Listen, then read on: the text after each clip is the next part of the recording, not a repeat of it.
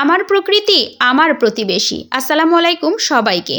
হ্যাঁ, ঠিকই শুনেছেন। আমি যখন অবসর বসে থাকি, এই চারপাশের প্রকৃতি আমার একমাত্র প্রতিবেশী। এর সাথে গল্প করতে আমি খুব পছন্দ করি, আমার অনেক ভালো লাগে।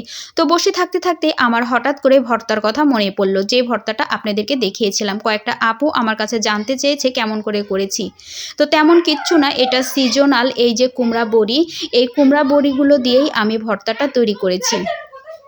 মূলত এই কুমড়া বড়ির ভর্তা বেশ কয়েকভাবে খাওয়া যায়, তবে এটা ড্রাই ভর্তাটা বেশি পছন্দ করে আমার বাচ্চার বাবা। তো এই কুমড়া বড়িটা দিয়ে আমি 2 রকমের ভর্তা তৈরি করে দেখাবো। একটা হচ্ছে পেঁয়াজকলি দিয়ে, একটা আইটেম দিয়ে কিন্তু 2টা ভর্তা হবে। তো সর্বপ্রথম আমি কড়াইয়ের কাছে চলে আসলাম। কড়াইটা গরম হলে এখানে আমি পরিমাণ মতো তেল দিয়ে নিব। তো কুমড়া বড়ি আপনারা চাইলে এই যে এভাবে ভেঙেও ভাজতে পারেন, আবার আস্তে আস্তেও ভাজতে পারেন।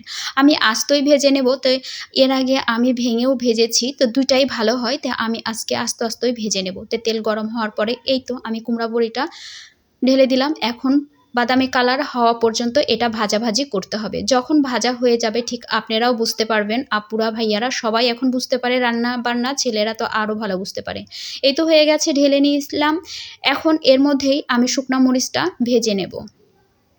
ভর্তা ভাতের স্বাদ আসলে শুকনা মরিচেই অনেক বেশি হয়, আর এই ড্রাই ভর্তাটা শুকনা মরিচে বেশি ভালো লাগে, কালারটাও খুব সুন্দর আসবে। তো এতে শুকনা মরিচটা ভেজে আমি তুলে নিলাম। এবার আমি পেঁয়াজ রসুনটা ভেজে নেব। আমি পেঁয়াজ রসুনটা একটু অল্প করেই দিয়েছি, আপনারা চাইলে একটু বেশি করে দিবেন। আমার পেঁয়াজ রসুন যেহেতু কম আছে, আমি একটু কমই দিলাম। আর আমি কম খেতেও পছন্দ করি, তবে পেঁয়াজ রসুন বেশি খেলে সমস্যা নেই। এই তো আমার ভাজা হয়ে গেছে। এখন আমি কুমড়া বড়িগুলোকে এই পাটায় গুঁড়া করে নেব। সেটা আর দেখাবো না, আপনাদেরকে জাস্ট খালি একটু আমি অভিনয় করে দেখিয়ে দিলাম। এই তো আমার গুঁড়ি করা হয়ে গেছে। এবার হচ্ছে আমার একটা ভর্তা রেডি করার পালা। তো দেখেন ঠিক এই রকম এই যে ডাস্ট হবে। তো এর মধ্যে আমি শুকনা মরিচগুলাও দিয়ে দিব, দিয়ে 1 চিমটি লবণ, মানে স্বাদ মতো লবণ মরিচের মধ্যে দিয়ে মরিচটাকেও আমি গুঁড়া করে নেব কুমড়া বড়ির সাথে।